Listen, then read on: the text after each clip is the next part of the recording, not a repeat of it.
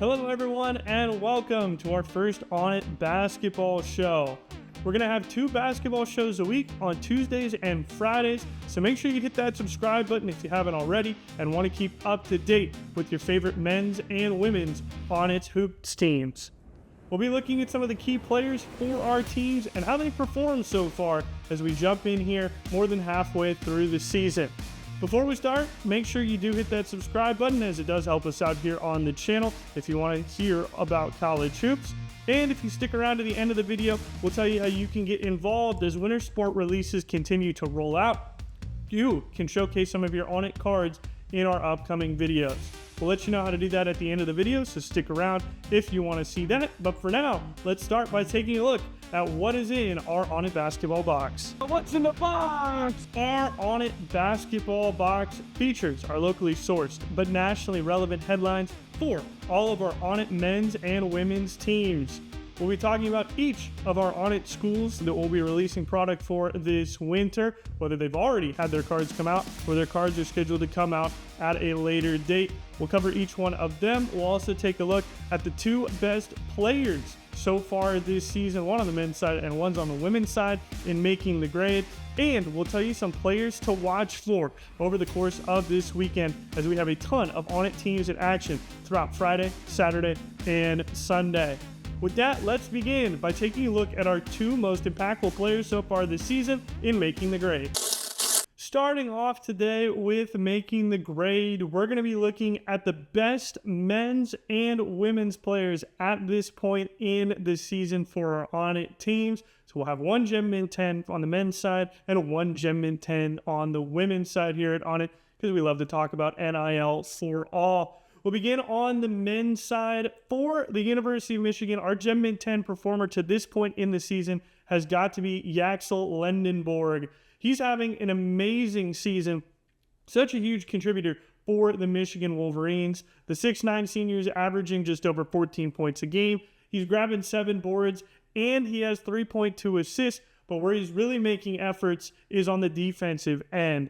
1.4 steals and 1.4 blocks per game so far this season have Michigan off to an amazing 17-1 start. The Wolverines are 3rd in the country at the time of recording this video, and Lendenborg has played a huge part in them getting there. He's surrounded by a bunch of other great talents as well, but his ability to really do it all on ball, off ball, with the ball in his hands as a distributor or as a scorer has made a huge difference for Michigan this season, and part of why they've been able to blow out almost every team that they have faced in this year outside of their loss to Wisconsin.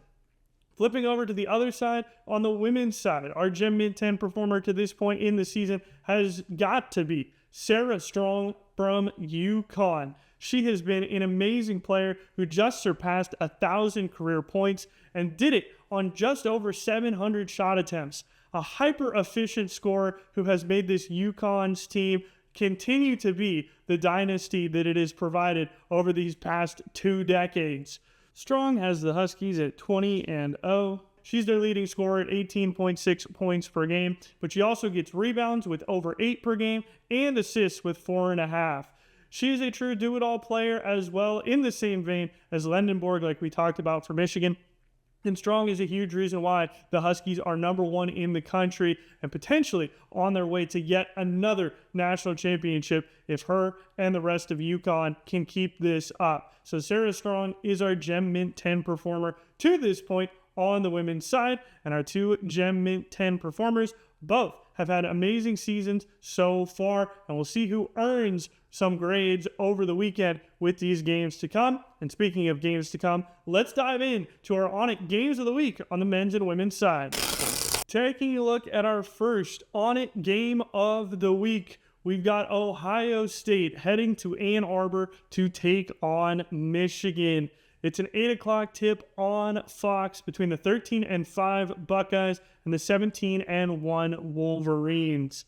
Since the turn of January, Michigan has actually looked beatable as compared to where they were in the start of the non-conference when they were blowing teams out left, right, and center. Michigan has had to deal with some scares in Big Ten Conference play, including their first loss back on January 10th versus Wisconsin. They lost that game by just 3 points. but they had a scare on the road against Penn State, 74-22, before finally riding the ship last week on their West Coast trip. They beat Washington and Oregon each by double digits in Seattle and Eugene before winning in emphatic fashion at home against Indiana. So Michigan has gotten things back to where they were. They're not beating teams by 40, 50 points like they were at the start of the season. Some incredible results for the Wolverines that vaulted them quickly up the rankings. But they've started to play their type of basketball yet again. A lot of that has to do with the fact, again, that Yaxel Lendenberg, that we talked about in making the grade, has been a key performer for them. He's had some pedestrian games by his standards as of late, but if he gets back on track, Michigan should be able to handle their business in this game. And meanwhile, for Ohio State, they've had some key wins recently. A win over UCLA at home in Columbus by 12 points. A big win against the UCLA team that just took down Purdue. So that looks like a great win for Ohio State, even if the Bruins' record isn't what anybody expected it to be at this point in the season. Did last time out an 82-74 win over Minnesota for the Buckeyes, although they do have some losses sprinkled in. Lost to Washington on the road as the Buckeyes went on their West Coast trip, but they did manage to beat Oregon by double digits and then lost a close one to Nebraska, undefeated Nebraska. So this is a team in Ohio State that can definitely hang with some of the top teams in the country. We saw that in the game against Nebraska, and then they've parlayed that into 2 recent wins. Can they hang strong in this rivalry game, though, on the road in Ann Arbor against Michigan? That is certainly the question. It is not going to be easy for the Wolverines, but it'll be up to the offense. And Bruce Thornton, specifically, their leading scorer, he's averaging nearly 21 points a game. Can he score against the tough Michigan defense? And if he has a big game, Ohio State might be able to pull this upset off against the Wolverines. But we'll see. It's all going to come down to what happens, not only on the offensive side for Ohio State, but also on the glass. If they can keep the Wolverines off the boards and command a rebounding advantage, Ohio State might just be able to get this done in a hostile environment. But it's happening on Friday night, 8 p.m. tonight on Fox. And our women's game of the week is also taking place in Ann Arbor, as it features 2 ONIT schools matching up with the 11-8 USC Trojans heading in to take on the number 7 Michigan Wolverines, who are 16-3 this year. It's 2 o'clock Saturday on the Big Ten Network. It's a game that we're definitely looking forward to here at ONIT because it showcases some top talent in women's hoops. This Michigan team has been amazing all season long. They're trying to rebound after a loss against Vanderbilt on Monday. They bounced back with a win over Rutgers, but now have a much tougher opponent in the form of USC. Although the Trojans have been very streaky this season so far. They've been up and down, and right now they are currently down. Have lost 4 out of their last 5. Their only win in that stretch came against Purdue, and they just lost on Thursday in East Lansing to the number 13 Michigan State Spartans. 74-68 was the final there for USC. Unable to get anything done in that game on the offensive end as they were held to just 68 points. So difficult stuff for USC. They're trying to snap this skid. They have wins over some ranked teams, over some quality opponents, but they also have some head-scratching losses to some teams that aren't ranked. And for USC, it's going to need a combination of a lot of different things. Jazzy Davidson is going to have to lead this team in scoring like she has all season with the 16.3 points per game. And then Kennedy Smith is going to have to make things happen offensively with the ball. She's the team's leading assister with nearly 4 per game for USC. She's going to have to find players to hit some open shots against this Michigan defense, which has been inconsistent, you could say, at times. Michigan's also a team that is a little bit streaky.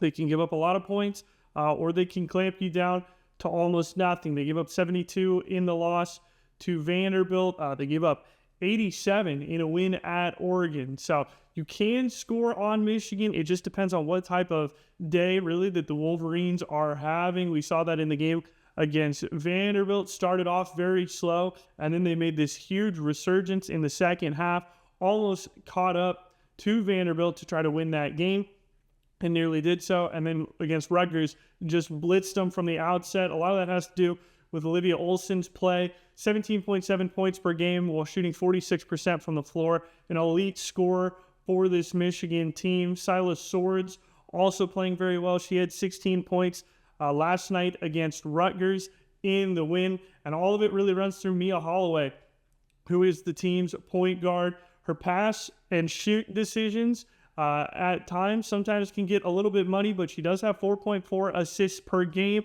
She is making the plays when Michigan needs them at the moment, and we'll see how it goes against this USC team. Should be a very interesting matchup. We'll see if USC can pull the upset, potentially get their season back on track here after losing 4 out of the last 5. Once again, it is Saturday, 2 o'clock on the Big Ten Network if you want to tune in and watch our 2 ONIT schools go at it.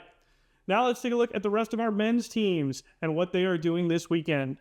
Taking a look at the rest of the men's schedules over the course of the weekend, we got number 2 UConn coming off their win at Georgetown. They'll face off against Villanova this weekend, trying to protect their 18-1 record and their number 2 spot in the rankings. While number 4 Purdue is trying to bounce back after heading out west and losing to UCLA by 2 points.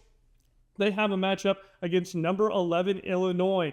Should be a tough game for Purdue, especially after coming off that loss against UCLA. They want to make sure that that is not in their back of the mind and don't have another slip up as they try to stay in contention for a number 1 seed in the NCAA tournament. Number 7, Nebraska looks to make it to 20-0, currently 19-0 after taking down Washington. They'll be on the road at Minnesota before going into a tough stretch of schedule against some ranked opponents. So Nebraska is going to make sure that they don't look past the Golden Gophers if they want to make it to 20-0 and remain unbeaten. Meanwhile, Gonzaga at 20-1 just handled Pepperdine at home in Spokane, and they're staying at the Kennel for another WCC matchup, this time welcoming in San Francisco to town. The Dons have historically been a tough matchup for Gonzaga. We'll see how this game plays out, but Gonzaga trying to improve on that 20-1 record and stay inside the top 10 in the rankings. Then we have our first timeless-only team coming in at number 20 in the rankings, Arkansas. After a big win against Vanderbilt, who was number 15 in the country, they beat them 93-68. They're getting a matchup at home against LSU. Some time maybe for Arkansas to recover, although there are no easy games, certainly in the SEC conference anymore. So Arkansas trying to get through LSU and improve to 15-5. Then we have another timeless-only team in the form of Auburn. Auburn at 12-7 this year, a far cry from where they were a year ago when they played in the Final Four.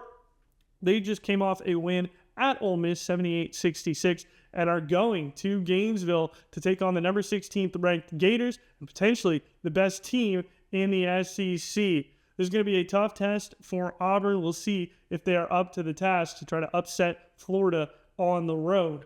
Next up, Penn State. They were in action last night against Wisconsin. They lost that game 98-71, and the Nittany Lions fell to 9-10 on the year. Hasn't been the greatest season for Penn State on the basketball court. They're another one of our timeless-only basketball schools, and they're back in action on Monday. They'll take on Ohio State on the road in Columbus. We'll see how the Buckeyes do against Michigan, but both teams could be looking to bounce back in that game and snap a losing skid.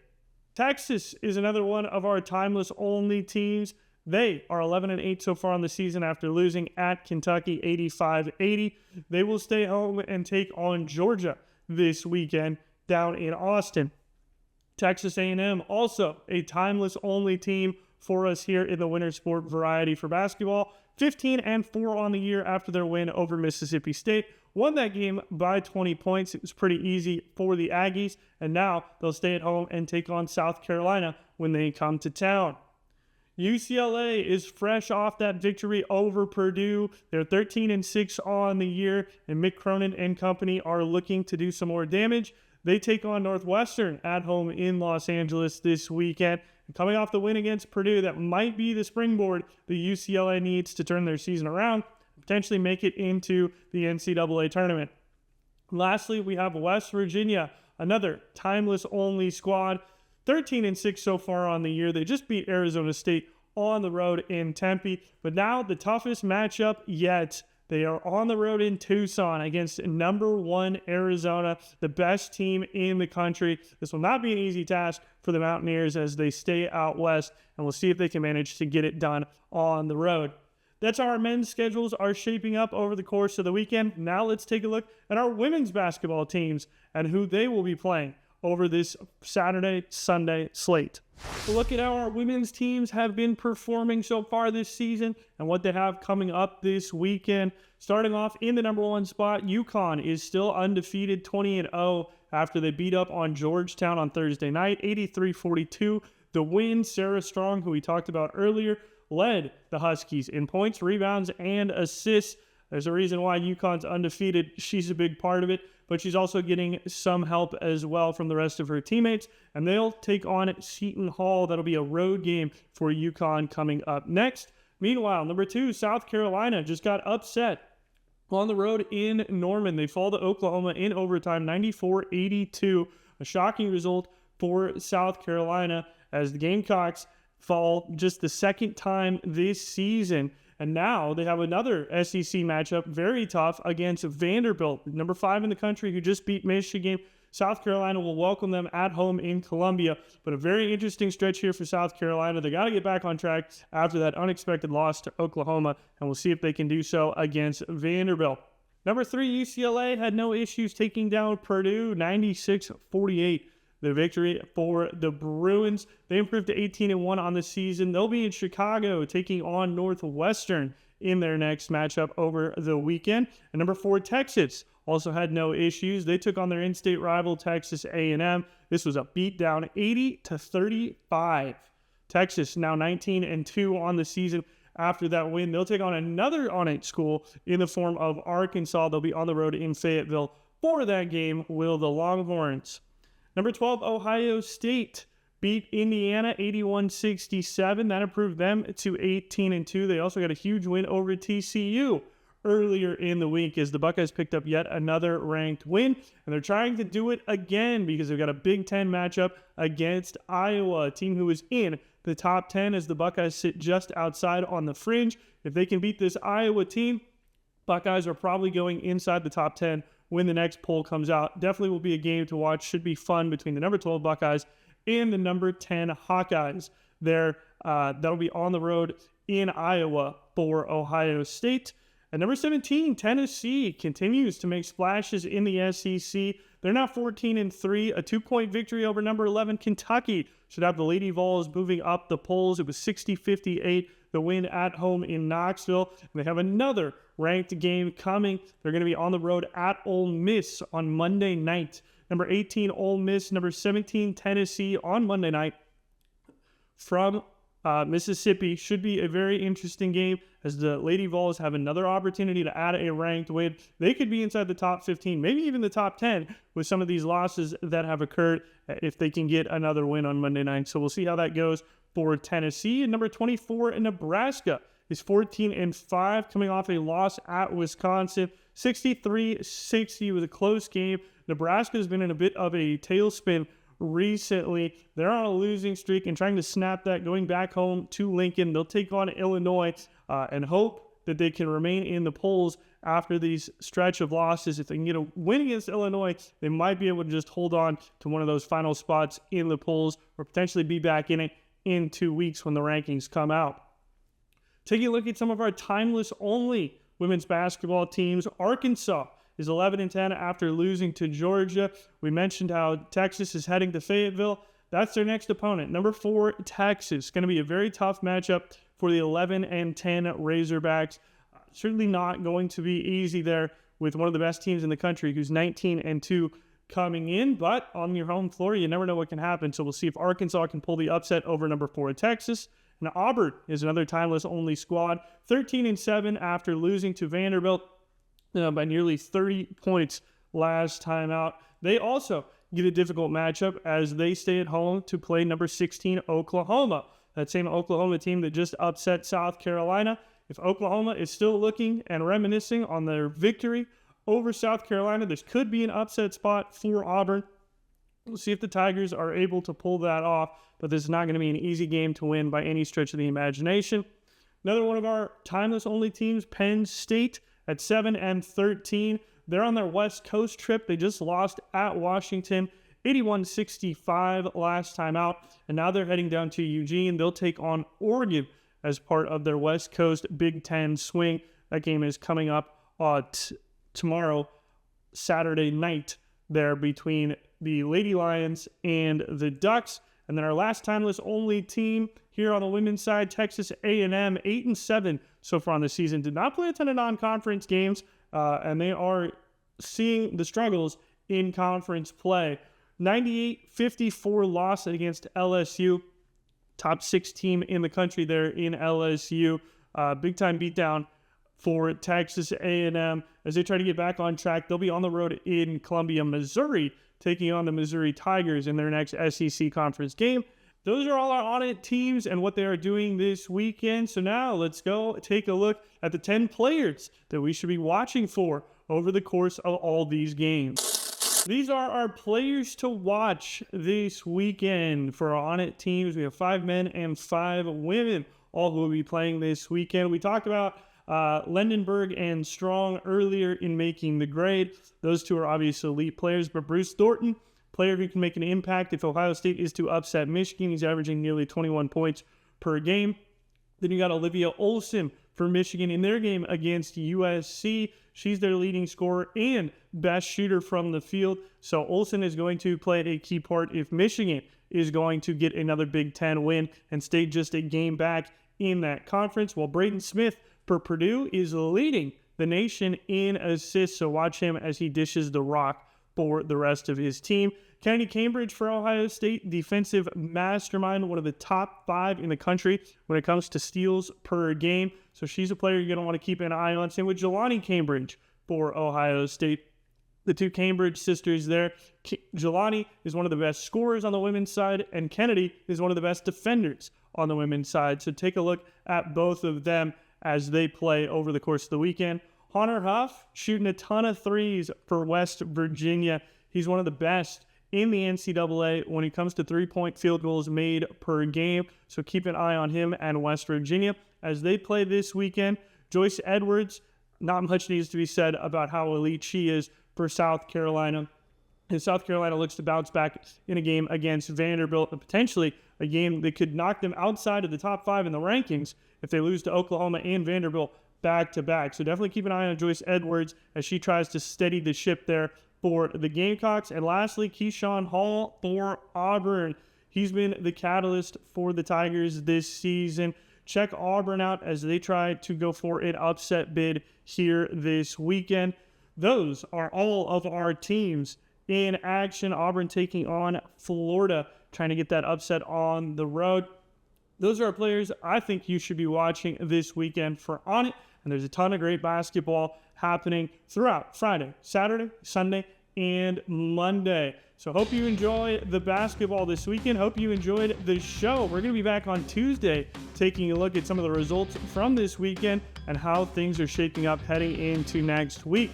So make sure you subscribe and like the video if you enjoyed it. And we'll be back on Tuesday with more college basketball content. In the meantime, if you pull any great ONIT winner cards for some of our teams that are released, or any of our football cards for our teams that have been released, we'd love for you to share them with us at the link down below.